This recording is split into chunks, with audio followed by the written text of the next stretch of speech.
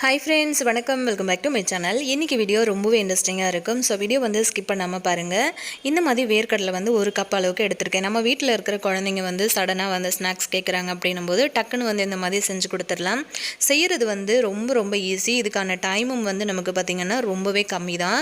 Just ஒரு 10 நிமிஷத்துக்குள்ளே இது வந்து நீங்கள் செஞ்சு சூப்பராக ஸ்டோர் பண்ணி வைக்கிற அளவுக்கு ரொம்ப குயிக்கான ஒரு ரெசிபி. ஒரு கப் அளவுக்கு வந்து வேர்க்கடலை நான் வந்து வறுத்துட்டு அந்த ஸ்கின்னெல்லாம் ரிமூவ் பண்ணிவிட்டு இந்த மாதிரி ஒரு மிக்சி கப்பில் சேர்த்துட்டு நல்ல அந்த மாதிரி கொரப்பா அரைச்சி எடுத்துக்கோங்க. நல்ல நைஸான பவுடராக அரைச்சிடாதீங்க. கொஞ்சமாக அந்த கொரப்பாக இருக்கிற மாதிரி பார்த்து அரைச்சிக்கோங்க. இப்போ நம்ம வந்து இதில் தான் கட் பண்ண போகிறோம். ஸோ இதில் வந்து கொஞ்சமாக ஆயில் வந்து அப்ளை பண்ணியிருக்கேன். அதுக்கப்புறம் வந்து பார்த்திங்கன்னா ஒரு கப் அளவுக்கு நம்ம வேர்க்கடலை எடுத்த கப்பில் 3/4 கப் அளவுக்கு இந்த மாதிரி ஒயிட் சுகர் வந்து சேர்த்துருக்கேன். அடுப்பு வந்து நல்லா சிம்மில் வச்சுக்கோங்க. வச்சுட்டு இந்த மாதிரி சேர்த்துட்டு நீங்கள் கலந்து விடும்போது கொஞ்சம் நேரத்தில் நல்லா அந்த சுகர் எல்லாமே மெல்ட் ஆக ஆரம்பிச்சிரும். கைவிடாமல் நல்லா இந்த மாதிரி கலந்து கொடுத்துருங்க. பார்த்திங்கன்னா ஒரு 2-3 நிமிஷத்தில் இந்த மாதிரி வந்து அதோட கலர் வந்து சேஞ்ச் ஆகி வந்துடும். அந்த டைமில் நம்ம எடுத்து வச்சுருக்கிற வேர்க்கடலை பொடி இருக்கு இல்லையா, அதை வந்து கொட்டி இந்த மாதிரி கலரி விட்டுருங்க. உங்களுக்கு வந்து ஏலக்காய் பொடி பிடிக்கும் அப்படின்னா அந்த சுகர் வந்து நம்ம ரெடி பண்ணோம்ல, அதில் வந்து கூட ஒரு 1/4 ஸ்பூன் அளவுக்கு ஏலக்காய் பொடி கூட நீங்கள் வந்து சேர்த்துக்கலாம். இந்த மாதிரி இந்த வேர்க்கடலை பவுடரை வந்து சேர்த்துட்டு நல்லா இந்த மாதிரி கலந்து கொடுத்துருங்க. அடுப்பு வந்து நல்லா சிம்மில் வச்சுக்கோங்க.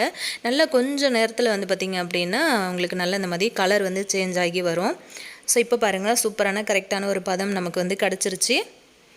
இப்போ நம்ம வந்து ஸ்டவ் ஆஃப் பண்ணிடலாம்.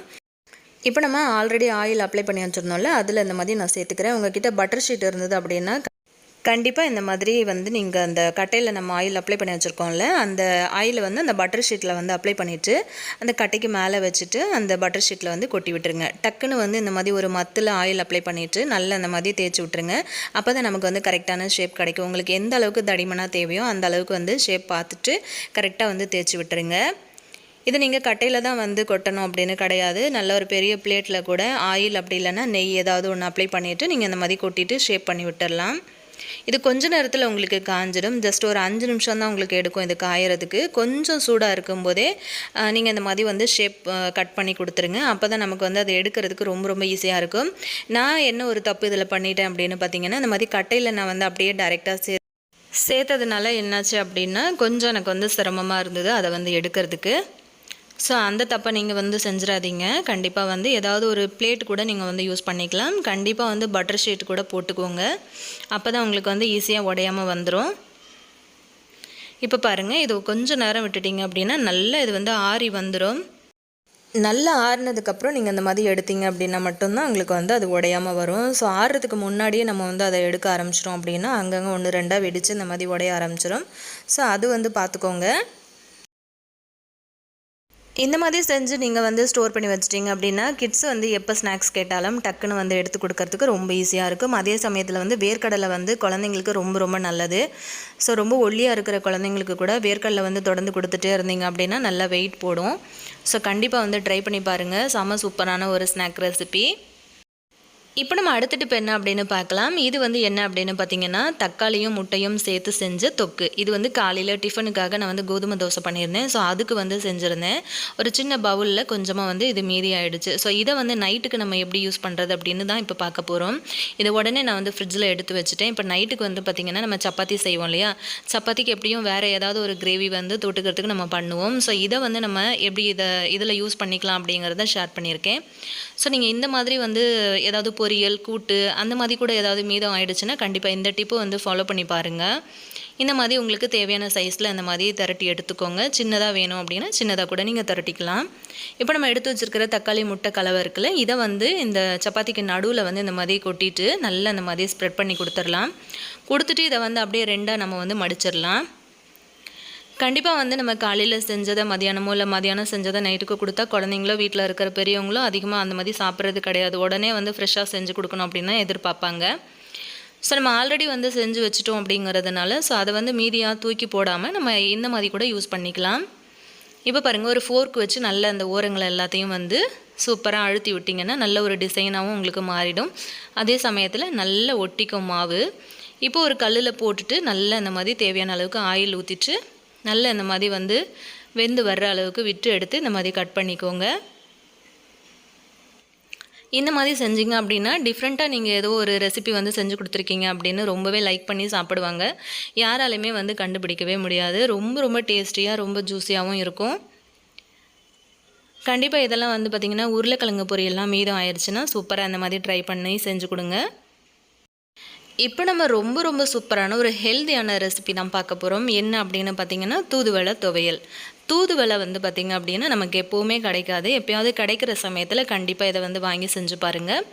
தூதுவளை பொறுத்த வரைக்கும் பார்த்திங்கன்னா இந்த இலைகளில் வந்து முள்ளு முள்ளாக இருக்கும் இல்லையா? ஸோ அந்த மாதிரி இருக்கும்போது நம்ம ஃப்ரீயாக இருக்கிறோம் அப்படின்னும் போது நீங்கள் ஒரு சிஸ்டர் வச்சு அதை சின்ன சின்னதாக கூட கட் பண்ணி எடுத்துடலாம் அந்த முள் வரைக்கும். அப்படி இல்லை உங்களுக்கு டைம் இல்லை அப்படின்னும் போது நம்ம இதை எப்போவுமே வதக்கி தான் செய்வோம். ஸோ வதக்கி செய்யும்போது என்ன ஆகும் அப்படின்னா அந்த முள் எல்லாமே நல்லா வதங்கிடும். ஸோ அதுக்கப்புறம் நமக்கு அந்த முள் வந்து எதுவுமே செய்யாது. நம்ம அரைக்கும் போது நல்லா நைஸாக அரைச்சிடுறோம் இல்லையா? ஸோ அது இருக்கிறதுனால எந்த ஒரு இதுவும் கிடையாது. தூதுவளை பொறுத்த வரைக்கும் பார்த்திங்கன்னா உடம்புக்கு ரொம்ப ரொம்ப நல்லது. ஸோ சளி பிடிக்கவே பிடிக்காது. பாருங்கள், இன்றைக்கி காலையில் தெருவில் வந்து விற்றுட்டு வந்தாங்க. ஒரு கவர் ஃபுல்லாக இருக்குதுல்ல, இந்த கவரில் வந்து பார்த்திங்கன்னா 15 ரூபா. ஸோ எனக்கு வந்து இது எப்போவுமே கிடைக்காது. ரொம்ப அதிசயமாக எனக்கு காலையில் எனக்கு கிடச்சிது. அதனால் 2 கவராக நான் வாங்கி வச்சுட்டேன். என் பையனுக்கு வந்து பார்த்திங்கன்னா தூதுவளை துவையல் வந்து ரொம்ப ரொம்ப பிடிக்கும். ஸோ அதுக்காக நான் இதை எப்படி பண்ணுறேன் அப்படிங்கிறத தான் உங்கள்கிட்ட ஷேர் பண்ணியிருக்கேன். கொஞ்சமாக ஆயில் ஊற்றிக்கோங்க. காரத்துக்கு தேவையான அளவுக்கு பச்சை மிளகாய் சேர்த்துக்கோங்க. அதுக்கப்புறம் ஒரு சின்ன துண்டு புளி, ஒரு 2 வெங்காயம் வந்து கட் பண்ணி போட்டிருக்கேன். இது எல்லாத்தையும் வந்து வதக்கி கொடுத்துருங்க. கூடவே வந்து ஒரு காஞ்ச மிளகாய் வந்து வச்சுருக்கேன். நான் சேர்த்த பச்சை மிளகாய் வந்து அதிகமாக காரம் இல்லை. ஸோ அதுக்காக இப்போ வந்து பார்த்திங்கன்னா கொஞ்சமாக வந்து தேவையான அளவுக்கு தேங்காய் வந்து சேர்த்துருக்கேன். அதிகமாக தேங்காய் சேர்த்துறாதீங்க. இப்போ வந்து நம்ம எடுத்து வச்சுருக்கிற தூதுவளையை வந்து நல்லா தண்ணியில் அலசி எடுத்துகிட்டு இந்த மாதிரி வந்து சேர்த்துக்கோங்க. வாரத்தில் ஒரு தடவை நீங்கள் கண்டிப்பாக சாப்பிட்டு பாருங்கள். குழந்தைங்களுக்கு கொடுத்து பாருங்கள். மார்பு சளியெலாம் வந்து அதிகமாக பிடிக்குதில்ல, அவங்களுக்கெலாம் வந்து ரொம்ப ரொம்ப சூப்பரான ஒரு மருந்து அப்படின்னே சொல்லலாம். சுட சுட வந்து சாதத்தோடு இதை வந்து பிசைஞ்சு சாப்பிடும்போது மாரில் வந்து பிடிச்சிட்டு இருக்க ரொம்ப நாள் பட்ட சளி கூட சுத்தமாகவே உங்களுக்கு இல்லாமல் போயிடும். கண்டிப்பாக கிடைக்கிது அப்படின்னும் போது வாரத்தில் 2 தடவை கூட இந்த தூதுவளை துவையல் வந்து நீங்கள் அரைச்சி கண்டிப்பாக சாப்பிட்டு பாருங்கள். சப்பாத்தி, தோசை, ரைஸ் கூட எல்லாத்துக்கூடவும் ரொம்ப சூப்பராக இருக்கும். இப்போ இதை வந்து நல்லா வதங்கிடுச்சு. நம்ம வந்து ஆற வச்சதுக்கப்புறம் மிக்ஸி கப்பில் மாற்றிட்டு கொஞ்சமாக உப்பு சேர்த்துக்கலாம். சேர்த்து நான் வந்து நல்லா நைஸாக அரைச்சி எடுத்துகிட்டு வந்துட்டேன். அவ்வளோதான். இதுக்கு வந்து தாளிப்பு கொடுத்தாலும் நீங்கள் கொடுக்கலாம். நார்மலாக நம்ம சட்னிக்கு தாளிக்கிற மாதிரி தாளிச்சிக்கலாம். அப்படி இல்லைன்னா நீங்கள் இப்படி கூட எடுத்துக்கலாம். நல்லா சுட சுட சாதத்தோட இந்த தூதுவளை துவையலை நல்லா இந்த மாதிரி பிசைஞ்சிட்டு சாப்பிடும்போது நெஞ்சில் கட்டிகிட்டு இருக்க சளி எல்லாமே ஃபுல்லாக கரைஞ்சிரும். ஸோ கண்டிப்பாக வந்து இந்த ரெசிபியை ட்ரை பண்ணி பாருங்கள். உங்களுக்கே நல்ல டிஃப்ரெண்ட் தெரியும். சின்ன பிள்ளைங்கள்லேருந்து பெரியவங்க வரைக்கும் தாராளமாக சாப்பிட்லாம். ட்ரை பண்ணி பாருங்கள். இப்போ நம்ம அடுத்த டிப் என்ன அப்படின்னு பார்க்கலாம். நல்ல திக்கான தேங்காய் பால் வேணும் அப்படின்னா அது என்ன பண்ணலாம் அப்படிங்கிறது தான் ஷேர் பண்ணியிருக்கேன். தேவையான அளவுக்கு தேங்காய் எடுத்துக்கோங்க. 1 ஸ்பூன் அளவுக்கு பச்சரிசி வந்து தண்ணியில் ஒரு 10 நிமிஷத்துக்கு ஊற வச்சுட்டு அந்த தண்ணியை வடிகட்டிட்டு அந்த அரிசியை மட்டும் இந்த தேங்காயோடு சேர்த்துருக்கேன். சேர்த்துட்டு கொஞ்சமாக வந்து வெது வெதுன்னு தண்ணி இருக்குல்ல, அது வந்து ஊற்றிக்கோங்க. ஊற்றிட்டு இதை வந்து நல்ல நைஸாக அரைச்சி எடுத்துகிட்டு வந்துடலாம். பாருங்கள், நல்ல நைஸான ஒரு பேஸ்ட்டாக வந்து கிடச்சிருக்கு திக்காக.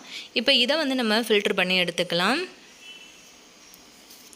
நல்ல திக்கான தேங்காய் பால் நீங்கள் இந்த மாதிரி செய்கிறதுனால சூப்பராக நம்ம வந்து எடுக்க முடியும். இதில் வந்து அரிசியோட ஃப்ளேவர் உங்களுக்கு கிடைக்குமா அப்படின்னா கண்டிப்பாக வரவே வராது. இதில் வந்து எவ்வளோ தண்ணி வேணும்னாலும் நீங்கள் வந்து சேர்த்து பால் எடுத்துக்கலாம். உங்களுக்கு பார்க்கும்போதே தெரியும் பால் வந்து எவ்வளோ திக்காக இருக்குது அப்படின்னு. அந்த கரண்டியில் வந்து பார்த்திங்கன்னா ஒரு லேயர் மாதிரி பிடிச்சிட்ருக்கு பாருங்கள். ஸோ அவ்வளோதான். ரொம்ப சூப்பராக நம்ம வந்து திக்கான தேங்காய் பால் எடுத்தாச்சு. இந்த வீடியோ உங்களுக்கு பிடிச்சிருந்ததுன்னா மறக்காமல் உங்கள் ஃப்ரெண்ட்ஸ் அண்ட் ஃபேமிலி மெம்பர்ஸ் கூட ஷேர் பண்ணி கொடுங்க. இந்த வீடியோ பற்றின உங்கள் கருத்தை கீழே இருக்கிற கமெண்ட் செக்ஷனில் சொல்லுங்கள். இதே மாதிரி இன்ட்ரெஸ்டிங்கான இன்னொரு பதிவில் உங்களை மீட் பண்ணுறேன் ஃப்ரெண்ட்ஸ். தேங்க்யூ.